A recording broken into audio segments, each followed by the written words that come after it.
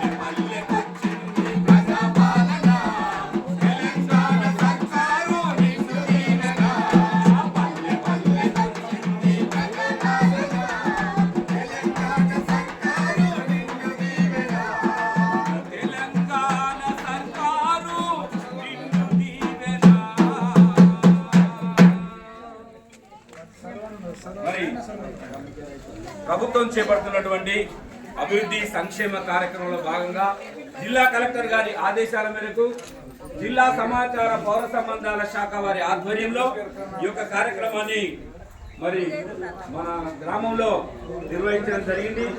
అదేవిధంగా మరి ఈ యొక్క అవకాశం మాకు ఇచ్చినటువంటి మేడం వాళ్ళు